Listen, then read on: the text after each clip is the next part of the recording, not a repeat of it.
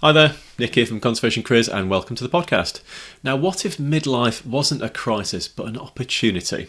And how can professionals transition into conservation careers later in life? And what does it take to reinvent yourself for a career with purpose? Well, today's guest is John Tarnoff, career coach, author and speaker specialising in mid-career transitions. After spending decades in Hollywood as a film executive and producer, John made a dramatic career pivot and now helps professionals navigate career change with confidence.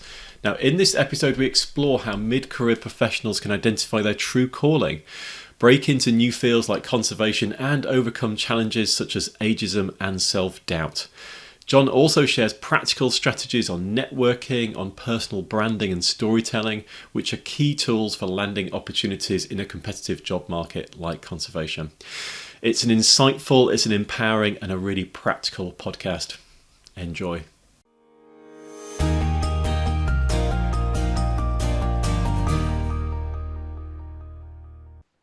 So first of all, hi, Nick. Great to be on your show. I'm thrilled to be here. I really respect the mission that you're on and this whole idea of kind of growing this cadre population of conservation experts, professionals. We certainly need this out on the planet, my goodness, more than ever. So I come to the career space out of industry, out of a very volatile industry. For 35 years, I was a film studio executive and film producer in Los Angeles. I took a kind of a sabbatical out in the 90s to start a tech startup when that was all kind of happening and very kind of exciting. And unfortunately, in 2001, when the stock market tanked and the bubble burst, me and my partner and our company burst with it. So I found myself kind of back on the street at a particularly tender junction. I was just turning 50, and I thought, okay, what am I going to do? I mean, I've kind of committed all of this energy and focus to running and growing this company. It's gone. I mean, it's all over. Do I go back to entertainment? Do I find something else? What do I do? I really didn't have any reference point. So I decided to go back to school, and I knew of a psychology program that was mostly a kind of a life mastery program, really. It was a program in spiritual psychology, local university here in Los Angeles. And it was a program that had initially been developed to prepare candidates for the California Marriage Family Therapy license. But it had kind of evolved from there into really a study of behavioral psychology post-World War II, with a particular focus on, I guess you could call it Stoic philosophy, the idea of taking 100% responsibility for everything that goes on in your life. Not that you're blaming yourself for things that go wrong, but you have a choice as to how you're going to respond. And that was really the kind of the heart of the program. And it's a 2-year full-on program, a lot of kind of clinical work back and forth, working with other students as clients and rotating through these processes of really learning the skills through doing them. And out of that experience, I began to think about myself in a different way. Not that I was interested in becoming a psychologist per se, although ultimately I kind of got into an adjacent field as a coach, but it really helped me change a lot of my programming around my role, around the way the world works, around what I could do. And what I found is something, and we can talk about this in terms of your population, something that happens in midlife is that we tend to evolve from a focus on doing and kind of attaining our status in our business and in our lives. I mean, we're out of this building period, and we are now into a kind of a purpose period where we take this attitude of, okay, I've learned my profession, I've become an expert, I have some accomplishments, I've learned to navigate relationships and friendships and family and money and all of these things. What's next? How do I put this to good use? So this is a natural process that we all get to, and I think this this cliche midlife crisis, right, where people get divorced and they start new and all that. It really is an expression of this quest for some kind of purposeful change in midlife. So that became kind of a theme for me as I looked for new opportunities. And strangely enough, through kind of a miracle of happenstances, I found myself back in the entertainment business, but in a very different kind of company and a very different kind of a role. And for most of the 2000s, I wound up at DreamWorks Animation in what was really a people development role. It was not a content role. And I was very conscious about this when I went in. And they essentially created a job for me. I was introduced to some people there through a mutual connection. And I thought, this is a great company. I'd love to work here, but what's the job? Well, there was no job.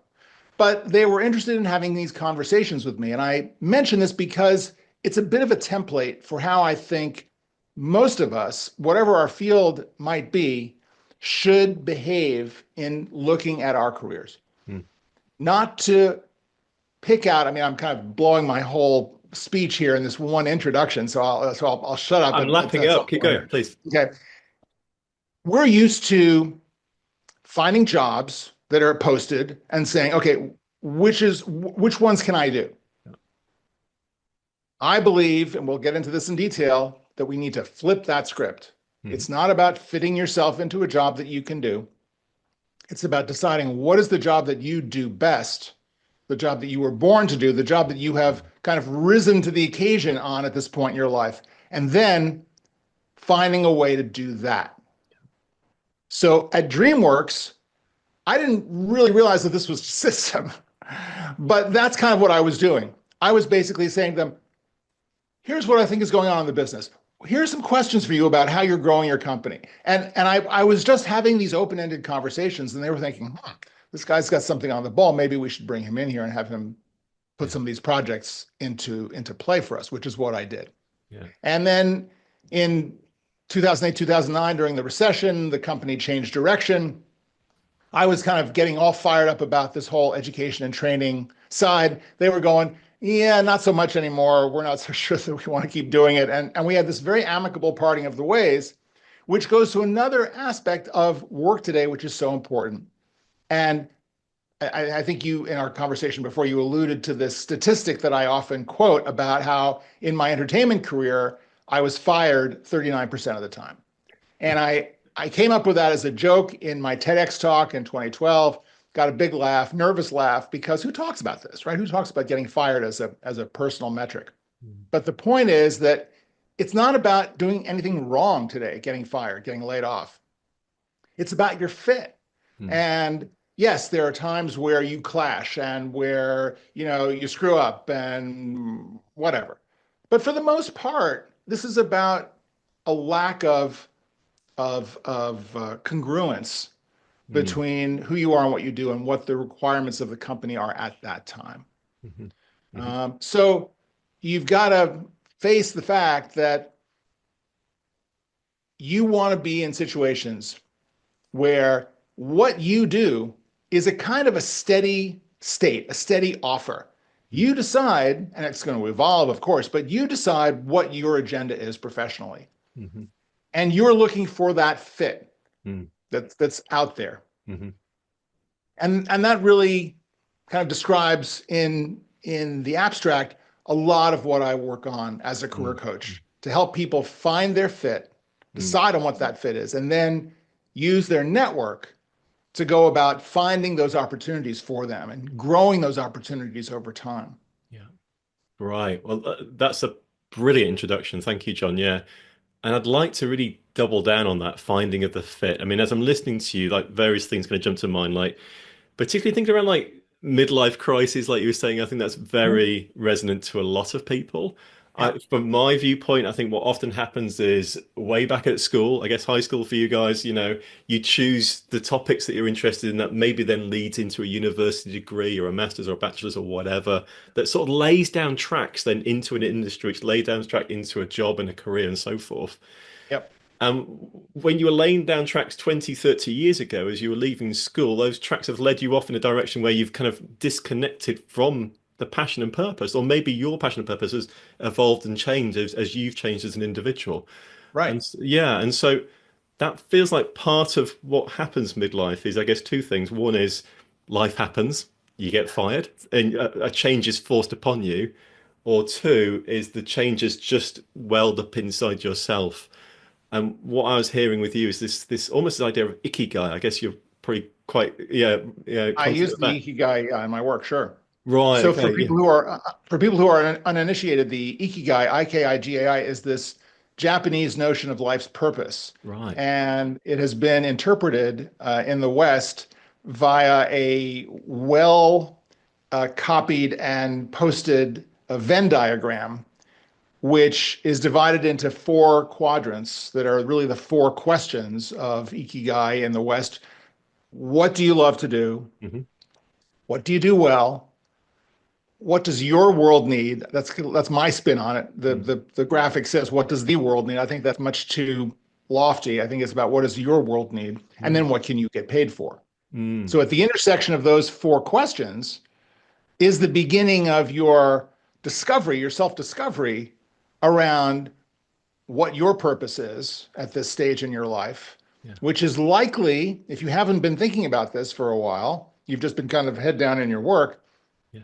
it's going to be a real shock Yeah. to think about, well, what do I love to do? What do I do well? I mean, those are two really important aspects. Yeah. And figuring that out alone is a revelation for most people. Now, tying that into your market, that's what your world needs, Yeah. right? How can you find that product market fit Yeah. for you as an individual? And when you think of yourself as a product, as a business of one, it kind of resets the stage on how you're going to proceed to develop and grow your career, right? Yeah. Absolutely. Yeah. And I guess the fit and what the world needs from our side, from my side, is people finding careers within wildlife conservation and bringing what they love and what they're great at into that and understanding that career Yeah, landscape. yeah, What yeah.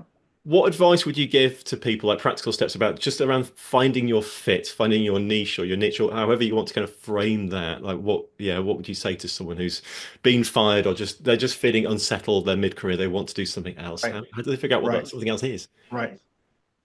Um, this is not well, two things. One, this is an inside out process. It Right. starts on the inside, but then it has to evolve into an external interactive engagement process between the individual and the world around them. Yeah. The people, friends, family, colleagues, past colleagues, old bosses, teachers, schoolmates, etc. Can't do this by yourself. Um, so the the idea that I talk about in my book is the career you want is already inside you. Mm. You just need to do the self-reflection and the engagement and the prototyping, really, Mm. where you start experimenting. Well, what if? What Mm. if I did this? What would that look like? What would I need?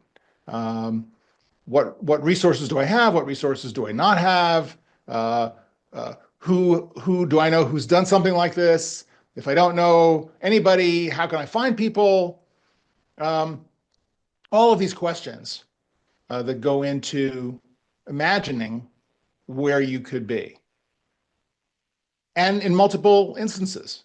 So, design thinking would uh, ask you to create multiple prototypes Mhm.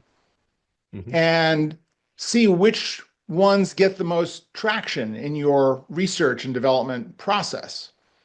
And over time, which ones feel most aligned. Mm. The kind of baseline practice that I think is so important for people to adopt is journaling. Mm. And this is not your high school diary confessional journal. This is a uh, journal that's based on a writer named Julia Cameron and a book that she wrote many, many years ago called The Artist's Way. Mm. And it's All in a pages, right? morning pages. Absolutely right. It's based on the idea of morning pages. Morning pages is three handwritten pages. I think that's a lot for most people. I just advocate for people to do a single handwritten page in a kind of Moleskine notebook, kind of like this, the usual. You mean just Uh, like this, right? there we go. There we go. Every day, 10, 15, 20 minutes, jotting down your morning pages or your evening pages, whatever comes up, whatever in your mind, even if it is blank. You can always find something to rant about. The exercise gets your mind going and helps you develop an inner relationship between your conscious and your unconscious. Mm. And again, this idea that your career is already inside you, there's that part inside that's trying to kind of shout out and say, here, over here, you need to be thinking about this. Talk to this person. It's like, oh, wow, I never thought about that person. That's an interesting idea. How did I come up with that idea? Well, it's all inside, right? But here's the other side of it. If you've been doing your career for a while, you've been living on the planet for a while, you've picked up some baggage along the way. We all have. Mm-hmm. And we need to unburden ourselves of the baggage. We need to accept the past. We need to resolve our hurt feelings. We need to make amends if that is called for. We need to kind of get to square one with our attitude about what we've done, what the world has done to us, what the opportunities are. Because if we don't reconcile the past, we're going to be bringing it into every single meeting, every job interview, every client interview, every grant application, whatever it is that we're doing, we're going to bring that baggage in. And it creates this kind of virtual chip on our shoulder where there's a certain attitude that we are going to bring in whether we like it or not, and people will pick up on it. They won't necessarily identify it, but they will say, there's something about that person. They seem great. They said all the right things. They can do the job, but I don't know. There's something off. Let's go with that person, that other person, right? I know exactly what you mean. Yeah, Right? yeah. So what I'm hearing is, sorry, go on. Go ahead. Yeah, so I'm hearing a process of self-reflection, discovery, conversations, exploring morning pages, journaling, letting an internal dialogue become external, and then also and prototyping. I love that idea of prototyping. From our side, that it's sort of like internships, experiences, testing, trying before you buy, that sort of thing. Absolutely. And then Trial studies, etc. Yeah. yeah, and then finding what I hear is peace, like just in terms of reconciling the past and starting from a clean slate to move forwards that puts yourself out there in the right way. Yeah. What's the next step? So if they've explored, they've prototyped, they've got some clarity about where they might want to go. Yeah. How do they then move forwards with that? How do they then start to use that as their North Star, whatever? Yeah. Yeah. It's all about your network. Right. And a couple of cliches around that. Your network is your net worth. Yeah. And a writer friend of mine says that networking is just one letter away from not working. I've not heard that one yet. Which I love, and it's true. So the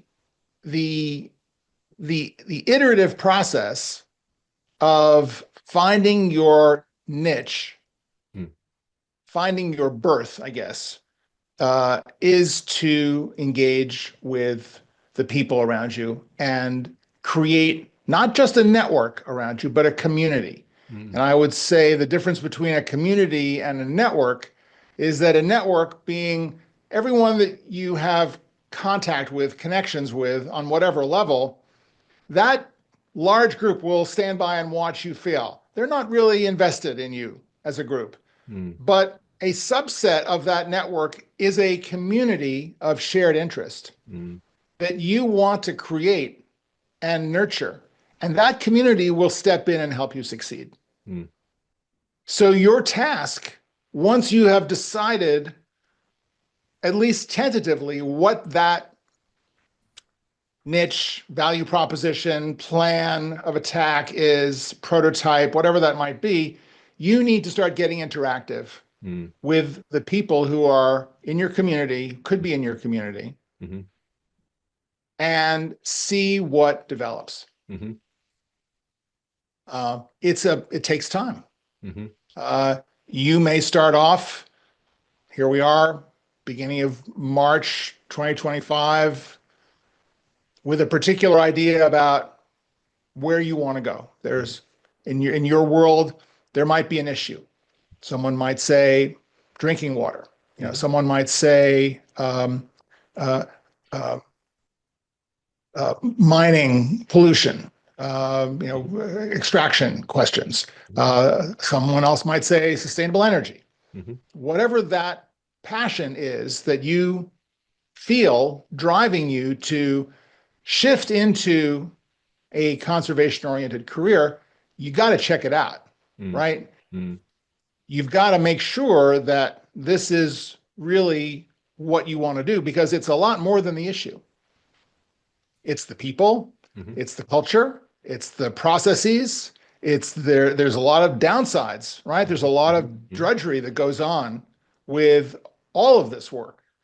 Are you prepared for that? Do you understand it? Mm-hmm. Who do you know? Who can you meet? Who can you talk to? Mm-hmm. You need to set up informational interviews with people in your field. You need to say, hey, look, I've got this background. I'm coming into it from this angle. I think I might want to do this. You've done it from this angle. Tell me about your experience. Mm-hmm. What advice do you have for me? Who else can I talk to about this? I'm sure in your field, people tend to be generous about their time when it comes to welcoming in, nurturing, forming this wider network, cadre, population, community of conservation professionals. Yeah. So, in a way, I think for someone who wants to get into this, who's kind of driven to get into conversation writ large, Mm. I'm sure that's like, sure, come on in. Let's help you decide where you fit in here. There's plenty of room. Yeah. There's infinite need, infinite capacity, right? There absolutely is. Yeah, we need as many people working in this field as possible. And just to reiterate, I mean, conservation is such a warm, welcoming community. We definitely feel you're absolutely right. I'm in a privileged position where I get to speak to people like you on the podcast on a regular basis, and I can't think of an instance when someone said no, and most people were encouraged to reach out and have these informational interviews, just understanding people's roles, getting their advice, just one to one. It can work really well, and people are quite open and quite flattered too, actually, to be asked often. Yes, people Yep. are busy, but people do want to kind of throw the ladder down and help people, to kind of Yep. come up through careers too. But having said that, a lot of people can lack confidence in networking. I've felt that in the past. Many people have.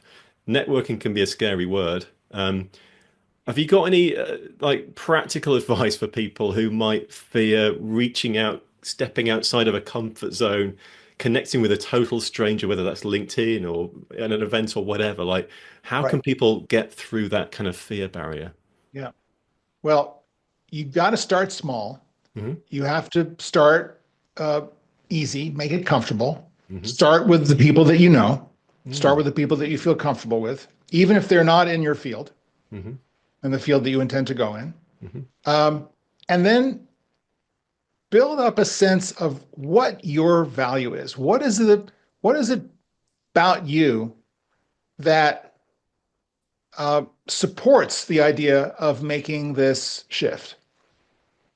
What is your story? What's your narrative? What's your motivation? Hmm. One of the key steps that I recommend people address is their LinkedIn About section. Mm.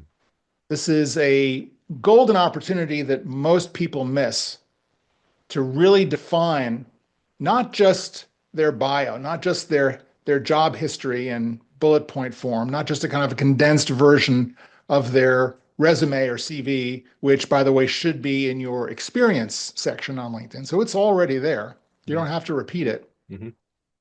The opportunity with the about section is to create, and you're going to love this, a mission statement about who you are, why you do what you do, and where you want to take it, what's the impact that you want to make. Mm.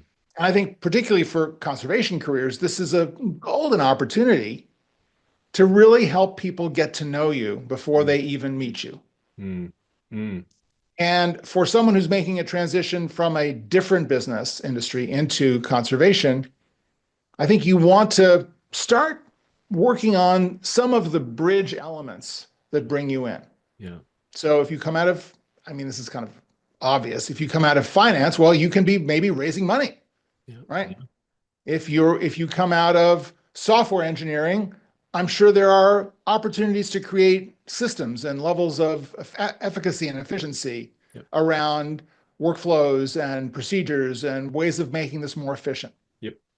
So, and this is true really in any area. You really want to drill down on what your strengths are, what I call the superpower.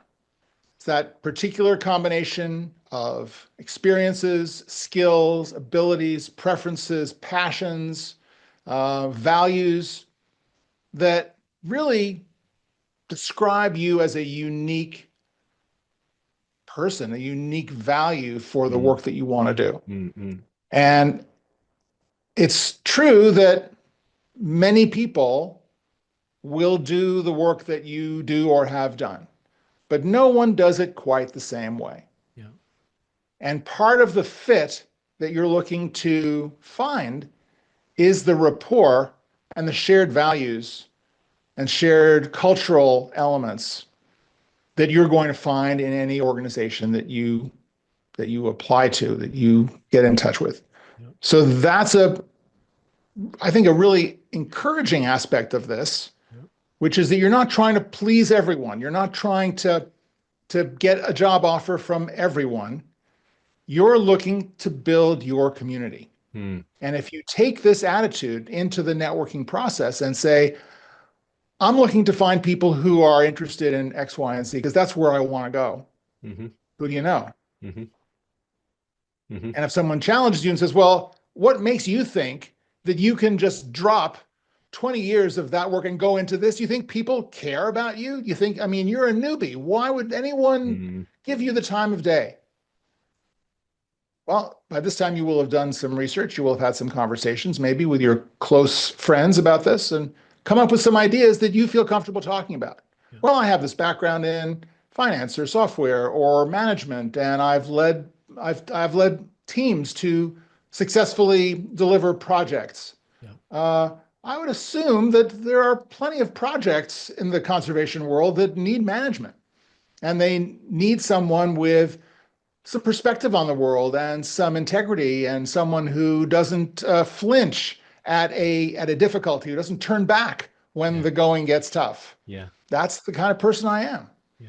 And if you've done your self-reflective work, if you've answered those four ikigai questions, if you've done a little prototyping and imagined how this could go, if you have researched others in the field and can say to this doubting person that you encounter, I kind of see my career similar to the careers of this person, this person, this person, Mm-hmm. who came into conservation from this area, that area, whatever, turned it around, did this. That's kind of my role model. Yeah. That person might say, "Oh, okay, well, you've thought it out. Bravo, good for you. Yes, let's have a conversation." Yeah.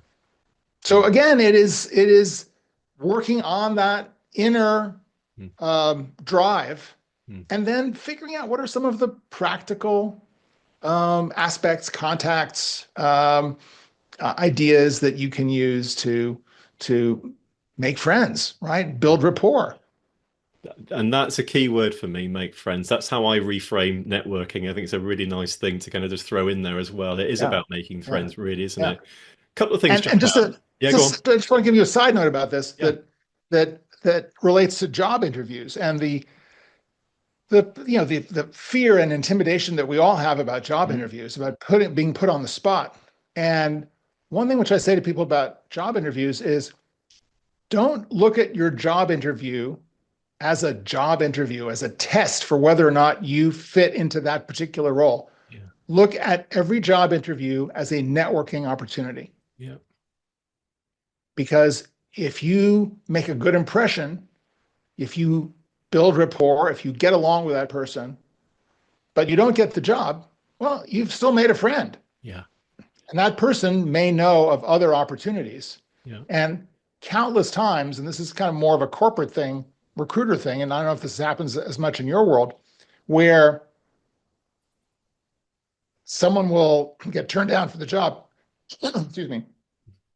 Someone will get turned down for the job, and then the recruiter or the hiring manager will call them back and say, "Hey, look, I'm sorry you didn't work out Hmm. for this, but we have another opening coming up, right? Or I have a friend at another company Yeah. and I've just sent them your profile or your Hmm. CV because they have something coming up, right? So there are always opportunities out there. Yeah. You have to see each person you meet as a node in your community, in your larger network that Yeah. could come in handy. Yeah. Brilliant. And node is exactly what was in my mind as you were talking there. So three things jump out I want to sort of share reflections on and hear your thoughts on as well. One is around job and interviews. I totally get that. I think really the purpose of interviews is that rapport. It's the other person thinking, are you going to fit into this team? Are we going to get along? And from both sides, understanding where that connection's there. If you've got the interview, you're already good enough for the job most of the time. You've been shortlisted, you've proven your point. Yes, Now it's absolutely. about that human interaction. Right. Yeah. The other two things, just briefly, one is this idea of nodes as well about, and going back to networking as well. I think if you can just get one introduction from someone that you already know to someone else that you don't know, and then asking the question you said much earlier, which is, who else do you know? And suddenly, this 6 steps of separation, conservation is a really small world. Nine Right. times out of 10, if I talk to someone, we have someone in common. It really is like that. So you can quickly expand by just getting an introduction from someone you already know. And then the final thing, and I'll shut up, is this idea of like personal branding, the mission statement you talked about there, the top of LinkedIn. I think that's so important. And I wonder, like, could that mission statement also be like not just who you are and what you bring into the world? Could it be aspirational about who you want to be? Could it It be should be. positioning yourself into the role you want to be? Absolutely. That is the in the kind of a three-act structure of the about section that I propose, your first opening paragraph is that who and why, Yeah, right? Uh, where do you come from? What was the inciting incident or wake-up call or aha moment yeah, that that awakened you to your purpose, yeah, to your talent, to your yeah, skill set, to your preferences? yeah. And then in the middle of your about section, you want to share a couple of stories from your CV that highlight that identity that you have expressed Hmm. and how it has played out. Could include a lesson, could include a success, could include, you know, a transition, Hmm. um, growing in responsibility, whatever. And then that third section is the call to conversation. Mm. It is the going forward from here on out. My goal is to Mm. take what I've started out with and what I've learned and what I've accomplished and apply it in this direction Hmm. and to define the issues that you want to address. Hmm. Going forward, I see a great need to focus on this issue. Hmm. I believe that with my background in A, B, and C, I'm perfectly positioned and excited about the opportunity to focus in this area. Hmm. You know, the biggest challenge I see is X. Hmm. It's going to take Y and Z for people to address this. I'm all in. Yeah, yeah, yeah, Someone reading that about statement, about section is going to go, yeah, this person got it figured out. Let me look at their experience section, the CV, the experiences. This all checks out. Right, right, right. um, send them a message. let's have a call. Yeah, yeah. Again, this loops back to me in your background in production and films. This is storytelling, isn't it? This is classic storytelling and Absolutely. connecting with It's all your storytelling. audience. Yeah. It's all storytelling. It's all Yeah. about making that connection through the story. And there is such a focus, and this is largely in corporate, on skills, Yeah. right? Have those skills laid out in your CV and in your LinkedIn profile, because the applicant tracking systems are going to be scanning your CV and they're going to pull out the skills. And if you don't have the skills, you're out. Okay. Mm. I mean, from a mid-career perspective, skills are for kids. If you don't have insight, wisdom, experience, strategic understanding of the world, of your business, of how all these pieces fit together, skills are great. It's how you learn, it's how you build your career. Mm. But at a certain point, the skills are fungible. I mean, they're changing so rapidly. Yeah. It's impossible to keep up. You want to be deeper than that, Mm-hmm. right? Mm-hmm. You want to use your experience and your wisdom from having been on the planet for 4, 5, 6 decades to make a difference. And if you can understand what that difference is that you could be making, and that difference aligns with who you are and your background, people can do the math. People can understand that you have a particular, uh, a portfolio Mm-hmm. that's going to match the work that they do. Mm. And I have these experiences all the time with clients where they will meet someone in a particular context, and that person would say, you should think about doing something like this. And I'll say, what do you mean? Mm. I'm not familiar with that area. It's like, well, yeah. Forget the fact that you've never done it before. You've done all of these elements that it's exactly what we do over here. Mm-hmm. You should come in and talk to us. Mm-hmm. Because a smart leader is also going to be looking for outside perspective. Mm-hmm. Right? They don't want the same old thing. They don't want the conventional wisdom. They don't want people who have been kind of lulled into their comfort zones by years of doing the same thing in the same way. Mm-hmm. There are going to be people out there who are looking for fresh blood. The fact that the fresh blood has got 30 years experience, it's still fresh. All the better. Yeah. Yeah. Yeah. Absolutely. I love that. Um, I want to kind of keep connection with the idea of not just applying for jobs, but actually attracting jobs. That's something I've read about in your background. And we're touching on that Yes. now already, aren't we? In terms of building your referral network, connecting to a Yep. community, getting introductions. Is there anything else you can kind of add to that narrative in terms of how we can get jobs to kind of come towards us and the right types of jobs? Right. The third element of my methodology is thought leadership. It's branding through thought leadership. And thought leadership is really the exercise of your experience, your point of view, your wisdom, and applying it very specifically to the areas of change and maybe conflict or issues Mm-hmm. that are occurring in your field. Mm. So it's this idea that you want to stand up for what you stand for as a professional and share this with the world in one way or another. Mm. I'm coming on your podcast as a thought leader in this area. We're talking about the tenets of my methodology and how I believe they apply across the board. Yep. And before we got in touch to do this recording, I didn't know you. I didn't know your organization. I didn't even know there was anything called conservation careers. And I thought, oh, okay, well, that makes sense. Here's a niche that I'm completely not aware of, but I believe I can provide some actionable advice to people, because it's still about careers. It's still about how do you grow your careers, whatever the field might be, right? Yep.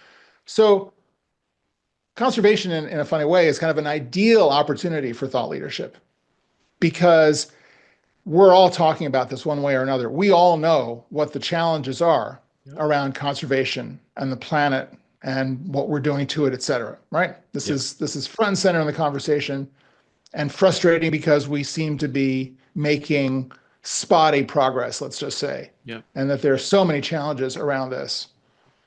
So to be able to have a platform or a soapbox or whatever you want to call it, using social media, using education, professional organizations. I mean, imagine if, back to the idea of someone from finance who has had a fairly gray career running the numbers and perhaps even leading organizations or in some capacity as a well-established financial professional, making an impact. Imagine that person using that experience to get into the fine points of stewardship, financial stewardship in the conservation field. What brilliance could that person share about? Maybe it's a blog. Maybe it is uh, uh, lecturing, going to conferences, Mm-hmm. finding every opportunity to share about best, soundest financial management practices, Yeah. specifically tailored to the needs of the conservation field. Yeah. Um, that becomes a way of alerting the world to your brilliance and your wisdom, but it also draws opportunities because you're laying out based on your superpower, based on this niche that you've developed, this value proposition that you've developed for yourself. Yeah. It lays out the practical applications of that. So it makes sense that people would then say, "Oh my God, the person has this background, they have this focus, they have this experience, they have this attitude. There's this prescription that they're talking about. We need to talk about them, Yeah. right? We need to talk with Yeah. them rather. Yeah. And if not us, then my colleague over here at this organization, they're in disarray. My God, they need this help. Call this person up immediately. They'll solve your problems." Yeah. Yeah. And so your community starts to join the dots for you. Yeah. Yes, yes, yes. The thought leadership helps you deepen in that community. It helps build that trust in your expertise. Yeah. And over time, through the permanence of everything that goes online, all you need to do is Google a person Yeah. to see, well, what have they written? Where have they been interviewed? Where have they spoken? Um, you just look them up on LinkedIn. Are they participating? Are they posting? Are they commenting? What are they Mm. saying? Are they Mm. smart? Are they stupid? Mm-hmm. Are they engaged? Are they reasonable? Are they a troll? I mean, Yeah. what we're all Yeah. out there for better or worse. Yeah. We have to make the best of it. We have to be smart about it. Yeah. Absolutely. Take Yeah. We have, advantage of these opportunities. yeah. And we have control of that. Again, it comes back to stoicism, like control what you can control, right? Yeah. Absolutely. It's a total stoic fiesta.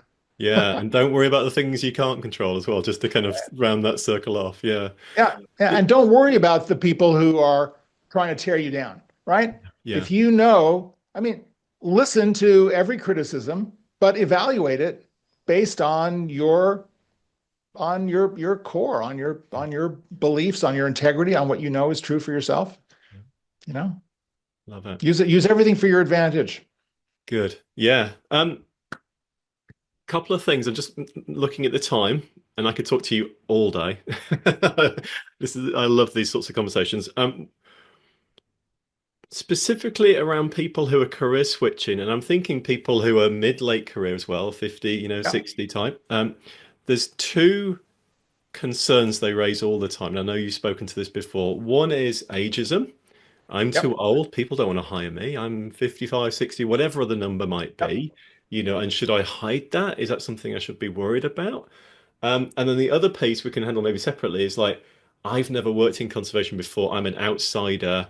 How can I even tell my story of why I'm suddenly switching from being a grey finance person to wanting to do land stewardship or whatever? Maybe we can talk about ageism first specifically, because Yeah. that's such Yeah. a topic that's of interest. Yeah.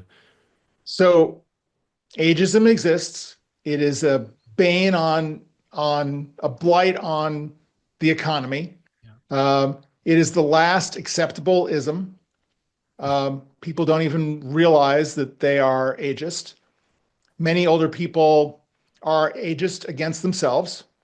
Mm. They believe that, oh, I'm getting old, I'm slowing down, I'm diminished.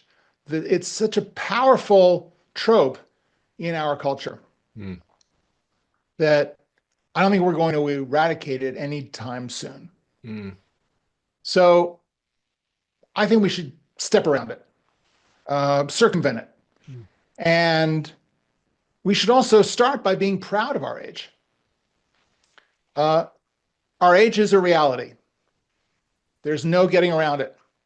If you try to hide your age, avoid putting it on your documents, people are going to find out. If someone is ageist, they're biased against you, and there's some kind of shocking surveys about this. There's one survey in the UK this past fall that surveyed recruiters, and the consensus was that uh, no one should be hired over 57. None of these people surveyed felt that anyone should be hired over 57. I don't know why not 56, but whatever. So, people who are biased are going to be biased. They're going to find you out. They're not going to hire you. Don't worry about it. Mm. Find the people who are focused on you and the work that you do. Mm. And the other thing that I would say about this is the clearer you are about your mission and aligning your mission with your background, with your goals, with your values, the clearer that statement is, the more it makes sense, the more integrity it has. And if it is value driven and deliverables driven, in other words, what do you offer in the work that you do? What can you deliver? Mhm.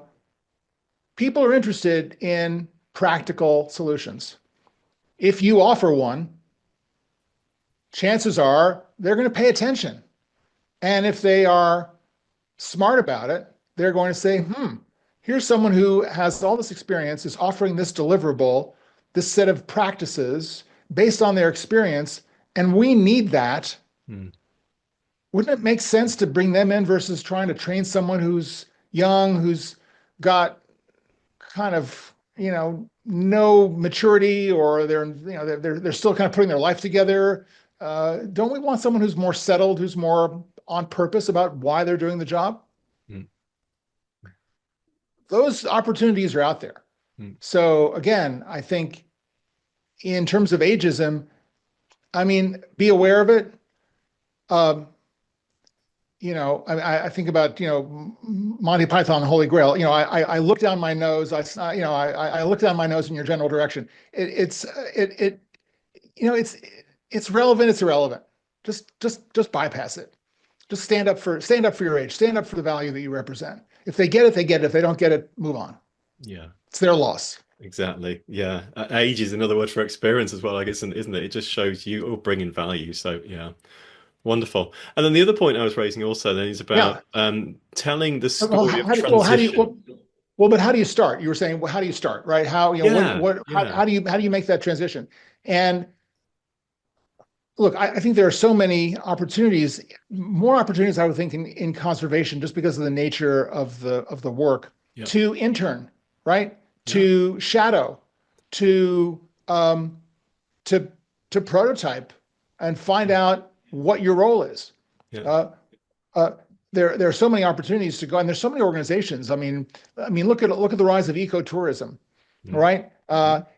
As a way in, Yeah. as a way of kind of starting in, saying, okay, well, I'm interested in this area. Let me go on this trip. Let me kind of sign on to this expedition, um, and maybe there's a way of kind of finding out more about it, meeting people along the way, having conversations, Mm. finding a niche, a berth for myself in Mm. in this area. Mm. So you got to get some experience Mm. doing it. Mm. And I would say always start with a beginner's mind. Take an attitude of service, be joyfully humble and excited about what you're learning, and excited about just the prospect that you're going to be able to make a difference. Yeah. You will find people who resonate with that and who vibe with you personally and who say, I love your particular attitude, or you're so smart about this area, or you helped me solve that problem. Let's talk some more. Or why don't you consider this? Or there's this program coming up, or there's a conference you should attend, Hmm. or any number of things. And conferences, by the way, is a great way in, Hmm. right? Hmm. Go to a conference, meet as many people as you can. The person sitting next to you on either side of you and at that particular panel or keynote, introduce yourself. And you don't have to be an expert. You can interview them. Tell me about what you do. Why are you at the conference? Oh, if this is the first time you're at this conference. Oh, great, great. It's my first time. I know nothing about this. I'm interested in learning. Oh, that's great. Well, if you're interested in learning, well, you should talk to this person, talk to that person. Again, it's going to be a very welcoming environment. So for people who are concerned about this or concerned about networking and how do you make the transition and no one's going to want me, it's like, stop. Just stop the monkey mind that's going on in your head and Mm. put yourself out there. Just show up. You'll start to feel comfortable. You're spending 3 days at a conference. The first day, you don't talk to a single soul. Yep. And then the second morning, you're having coffee and someone leans across the table and goes, "Hey, who are you? Why are you here? My name is so and so," right? And all of a sudden, you have an amazing day from there. Yeah. Absolutely. Yeah, fantastic. Well, look, as we've got a couple of minutes left, I want to ask you some just very quick fire-ish questions that I Sure. normally ask of wildlife conservationists, but I'm really Oh, interested okay. to hear your slightly outside of All viewpoint. It's right. going to be great. Yeah. Great. One, it's a simple question. It'd be interesting to hear.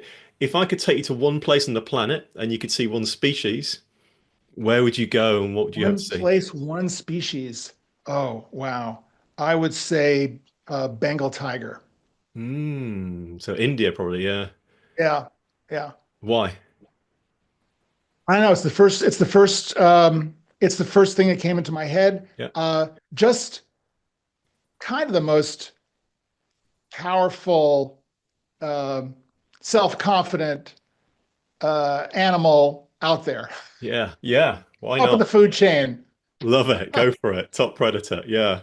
Um, the world is in a tough place right now. Wildlife, particularly nature, biodiversity, whatever we call it, and you referenced it yourself, is in decline, and we're losing the battle to save it as a global Yes. community. Yeah. Yeah.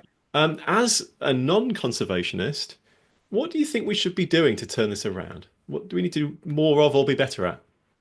Education. Mm, I just don't think there's enough education in the midst of all of um, the fire hose of disinformation, misinformation, negativity. Uh, and I think that, you know, we have to do more to educate kids. We can't do it within the systems. yeah. We have to come in from the outside. We have to be better. We have to be more strategic. We have to meet them where they are. Mm, mm, Um, you can't expect them to come to you, mhm, right? You have to go to where they are. mm. Love that. And then finally, again in the same context, are you optimistic for the future? And if so, why? Well, ultimately, I'm optimistic for the future. I'm not necessarily optimistic for Homo sapiens, Mm, uh, but I am optimistic for the future. The planet will prevail. yeah, yeah, And I have some kind of, depending on the day, either dark or wildly optimistic thoughts about the next 500 years.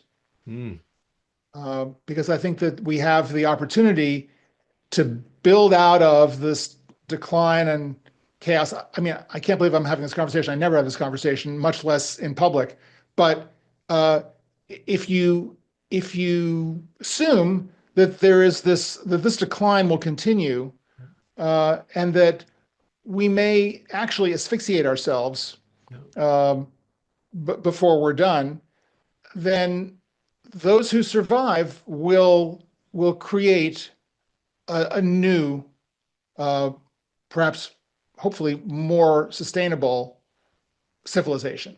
yeah, So, if Homo sapiens is not done, and I do think, regardless, I think we will see a catastrophic population decline over the next couple hundred years. mm, I mm, think that's kind of inevitable. Hmm. And maybe that will be the rebalancing that does the trick. I don't know, Yeah.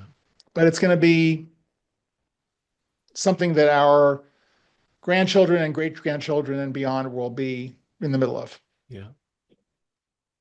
But nature will prevail. Yep. Yeah. John, it's been such a pleasure talking to you. Thank you so much for Thanks, sharing Nick. your wisdom. You've shared so much value to our audience. We're all so grateful for your time. If people want to find out a bit more about you and your work and maybe even get involved, where should they go? Where Sure. should we send them? So LinkedIn is the first place that I send people. I'm the Yeah. only John Tarnoff on LinkedIn. So just type it into the search and I'll come up. You can also check out my website at johntarnoff.com. Mhm. And if you are in your mid-career phase and you are interested in becoming part of a community of other job seekers and career builders in mid-career, I've started a small but growing community around that at midcareerlab.com. MIDCAREER lab.com. And you can get further information there. Wonderful. And we'll put links in the show notes and wherever you're listening to this from. Yeah. John, once again, great to connect. Thanks for joining the show.